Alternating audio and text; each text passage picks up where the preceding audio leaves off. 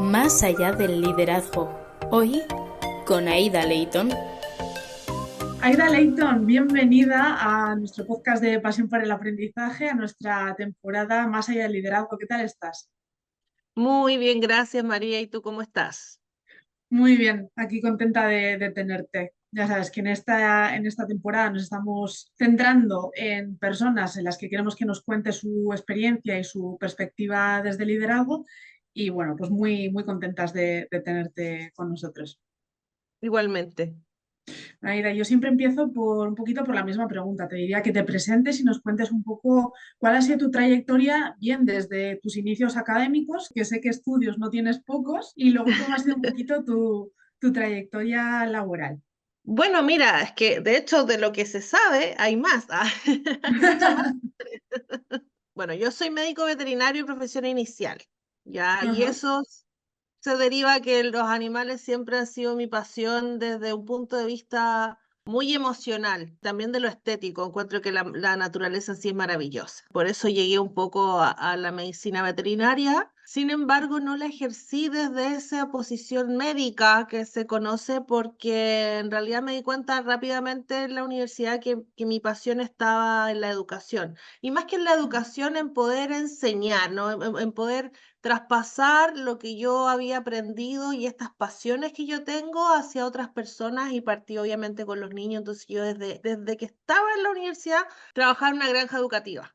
¿Ya? Y en esa Ujú. granja educativa, desde mi primer año, del segundo año, ya empecé a hacer mi carrera y yo iba más a la granja que a clases, debo reconocerlo. Pero entonces rápidamente descubrí esta pasión en la educación y por lo tanto a través del trabajo que tuve la oportunidad de tener un escalamiento laboral y desde ahí hacer un magíster en didáctica de las ciencias experimentales. A propósito de mi carrera, que era de medicina veterinaria, el área era biología, ¿no? Y seguí ese camino. Esto de la didáctica ya tenía mucha más relación para mí que la pedagogía incluso, porque la didáctica habla de las estrategias que te permiten que la persona aprenda. Y descubrí en ese tiempo, que fue muchos años después de mi carrera inicial, que por ahí era lo que yo quería hacer en términos profesionales.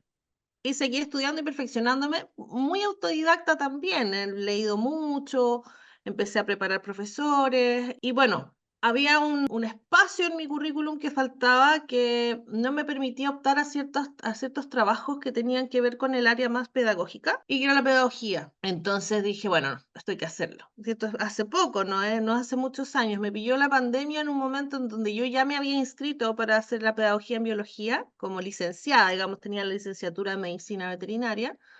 Por lo tanto, hice una carrera corta de pedagogía en biología, pero me dio las bases curriculares que son tan necesarias también dentro de la formación más tradicional, ¿no? Más formal. Y aprendí bastante. Y ahí también tuve un curso dentro de la asignatura que me llevó a las neurociencias, porque hablábamos mucho de cómo aprendía la persona. Yo tenía todas las teorías pedagógicas que son más bien de base psicológica, pero había un profesor que estaba metiéndose en el área de las neurociencias, cómo esto se produce en el cerebro, y por lo tanto dije, esto me queda pendiente.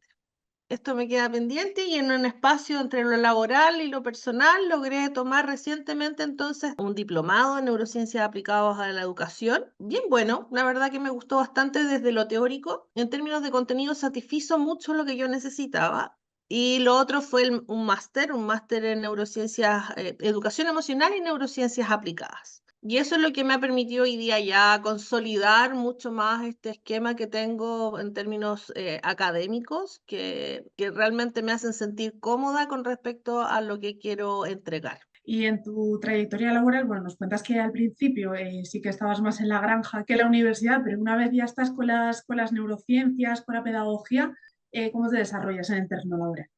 Mira, en términos laborales, yo vine a postular una pega grande, muy grande, después de los 35. Antes siempre era una carrera que se iba dando en lugares donde una persona me recomendaba, donde llegaba de esa manera, lugares muy buenos también. Trabajé en la Universidad de Chile en la franja educativa, luego me fui a CONICIT, que hoy día es la Agencia Nacional de Investigación y Desarrollo, antes era la Comisión Nacional de Investigación Científica y Tecnológica. Ahí trabajé varios años en un programa que se llama Explora. Todavía existe, pero ahora de parte del Ministerio de Ciencia y Tecnología. Ese programa, trabajé 5 años ahí y ahí desarrollé toda esta parte de la didáctica y la educación en ciencias y divulgación científica que me encanta. De ahí tuve un paso dentro de la misma institución a Fondesit, que entrega fondos, ¿cierto?, para la investigación especializada en Chile. Lo mejor de lo mejor en investigación se financia a través de Fondesit. Trabajé 2 años ahí y luego me salí voluntariamente para seguir mi camino personal y profesional a partir de la didáctica, porque Fondesit obviamente que es un trabajo mucho más administrativo en términos de apoyar, ¿cierto?, el trabajo científico, pero no era un trabajo que tuviera que ver con la educación, que es lo que a mí me gusta. Y caí en fundaciones muy buenas, Fundación Ciencia Joven, que trabaja directamente con STEM y que tiene que ver también con el desarrollo de innovación a nivel escolar. Trabajé con ellos un rato como parte de su equipo, luego me independicé y empecé a asesorar a varios proyectos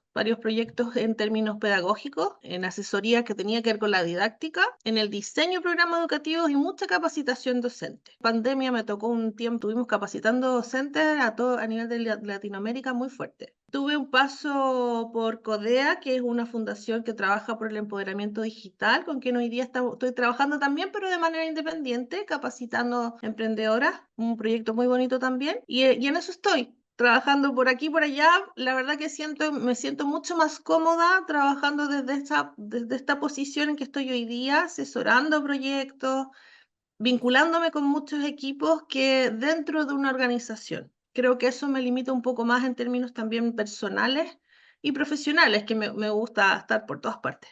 Súper interesante porque muchas veces da un poco la sensación a que, bueno, la incertidumbre de no tener un sitio fijo, que luego a la vez tiene el valor también de poder elegir un poco dónde tú trabajas y de poder nutrirte de los diferentes espacios en los que trabajas. Creo que se habla muy poco de ello, que vamos directamente a la seguridad de un puesto fijo. Con todo lo que nos cuentas, Aida, ¿tú dónde dirías, de todos los sitios en los que has estado, tanto académicos como laborales, dónde dirías que tú has aprendido lo que es para ti el liderazgo, ya sea el liderazgo de otras personas o el liderazgo para ti misma? ¿Tú dónde has sentido que has dicho, yo aquí he aprendido a tomar las riendas?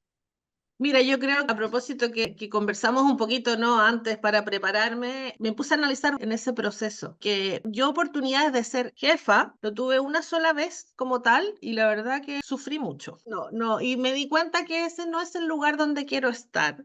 Y me empecé a dar cuenta del lugar donde quería estar como líder, básicamente desde saber que eso no era lo que quería, empecé a aprender lo que sí quería. Desde ese momento, que esto fue en la experiencia en Explora, que te la comenté, de ahí fue mi primera experiencia como ser jefa directamente de un equipo. Y luego directamente tuve una comparación muy rápida. Fui jefa y al año de eso fui parte de un equipo muy grande en Fondesit, que éramos 20 personas que hacíamos básicamente lo mismo. Y dije, sí, aquí me siento más cómoda siendo parte de un equipo, aunque ahí efectivamente tampoco tenía muchas posibilidades de explorar el liderazgo porque hacíamos todo lo mismo, no había muchas oportunidades de liderar un espacio. Sin embargo, cuando entro a Ciencias Joven, entré como coordinadora de educación científica y ese es el minuto clave donde yo dije, esto es lo que yo quiero, no quiero ser directora, me gusta el rol de coordinación, está más vinculada a cómo se hacen las cosas más que qué quieres lograr hacer finalmente. Hay un propósito, creo que el camino para llegar a ese propósito es fundamental. Y es ahí donde yo empiezo a aprender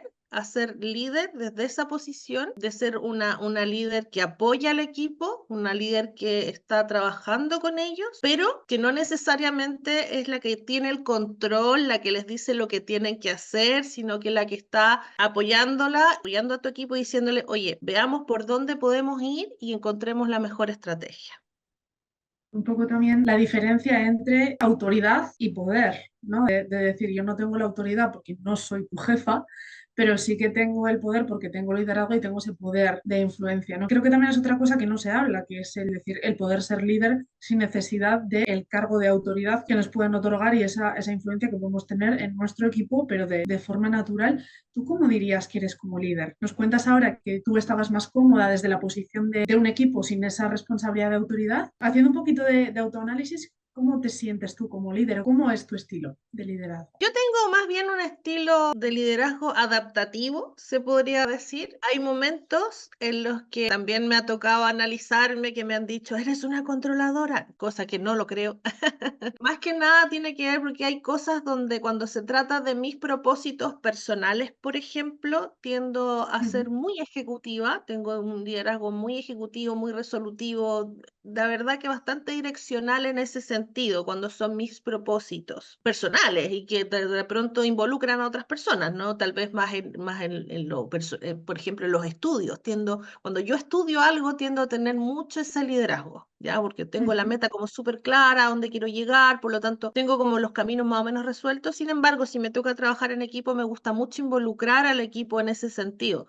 O sea, es ahí cuando quisiera ser mucho más inspiracional, quisiera que fuéramos hacia el mismo lugar, ¿cierto? Es muy adaptativo porque en mi trabajo general, digamos, en lo que me conocen las personas, que es a través de la educación, tengo un liderazgo que es más bien de acompañamiento, facilitador, ¿ya? Donde finalmente lo que más me interesa como líder en ese sentido es que las personas puedan cumplir con sus propias metas, guiar esos procesos y empoderar a las personas. Hay un componente de coach dentro de mi liderazgo. ¿Y cómo sientes, o no sé si has sentido quizá con otras personas que, bueno, que tengan este puesto de autoridad sobre ti, cómo ves un poco la sensación de que quizá haya líderes que están como aparentando un personaje, es decir, este es mi liderazgo y tengo que fingir que soy así siempre para llevar al equipo y quizá que haya otras personas que digan, bueno, pues igual un poco más como tú, ¿no? De me adapto a la situación, depende de lo que yo necesite, depende de lo que yo esté buscando, depende de lo que el equipo quiera, pues voy variando, ¿no? No sé cómo has percibido un poco el liderazgo en tu entorno o con los profesionales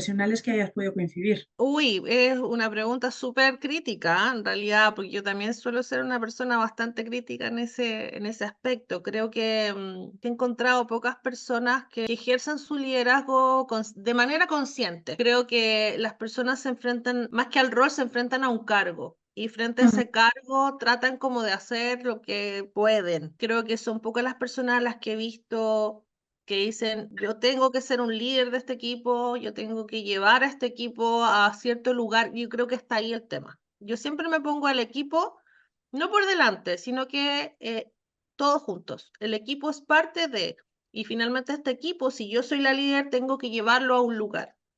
Siento que las personas que están en cargos que debiesen ser líderes generalmente se ponen desde su postura y dicen, ¿qué tengo que hacer yo para ser líder? Pero no miran al equipo.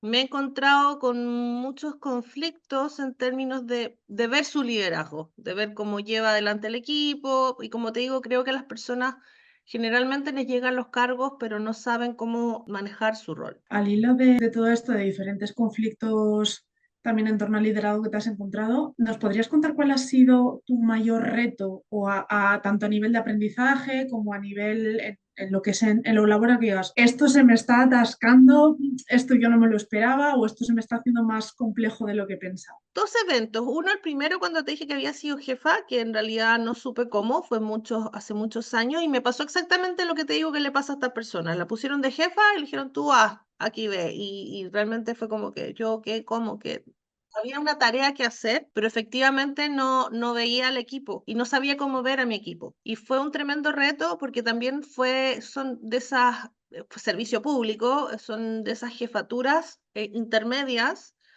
donde finalmente uno es como un poco bisagra, como que estamos ahí, o el medio del final. El que manda es tu jefe, y muchas veces el director te dice lo que tú le tienes que decir a tu equipo. Entonces, muchas veces tu jefatura, yo en este caso no estoy de acuerdo con lo que me dice el jefe, pero son las directrices, de cómo llevarlas a un equipo que al final ve que la responsable soy yo. Eso para mí fue demasiado confuso, no supe de verdad manejarlo, me trajo problemas emocionales, de salud mental importantes. No estaba preparada para eso y creo que en base al liderazgo y la conversación que estamos teniendo, creo que es clave si una persona se va a hacer cargo de un equipo, el prepararse para eso. Bueno, finalmente con esta experiencia no te puedo decir que lo supe resolver, porque no fue así. Y terminé con una licencia, terminé con un problema de salud mental importante por no haber hecho frente a esta gran responsabilidad que implica ser un líder. Y la otra experiencia que no supe cómo resolver o que me costó mucho resolver también tuvo que ver, mi cargo tenía que ver con, no tenía cargo un equipo, pero sí era contraparte de a quienes contratábamos,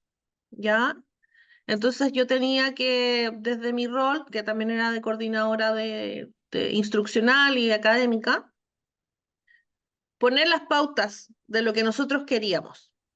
Y ahí hubo un conflicto importante con respecto al equipo que lo ejecutaba, porque había diferencias de opinión, ¿cierto? Y finalmente ahí el conflicto más grande fue con cómo tus líderes tienen que empoderarte, porque yo no era la líder ahí. Yo tenía un cargo y mi cargo implicaba hacer esto, pero tenía que tener el respaldo de mi líder. Y eso no lo tuve. Y esa falta de ese respaldo de mi jefe fue lo que me provocó un conflicto. De estos eventos, ¿cuál es el aprendizaje que te llevas y cuál es ese consejo que si te lo hubieran pedido les hubieras dado a esos líderes que de repente, ¡pum!, aquí tienes el cargo, gestiónalo como puedas? Yo creo que ahí es súper importante algunas cosas que ya te he mencionado. Una es, miran al equipo, tu jefe, líder, mira a tu equipo, mira quiénes son ellos, con quiénes estás trabajando y trabaja con ellos. Creo que ahí es fundamental ese consejo a cualquier persona que quiera ser líder. Yo creo que el liderazgo es algo que obviamente que se construye, que se fortalece, que se prepara. Como yo en este caso tenemos propósitos, visiones, nos mueve más eso,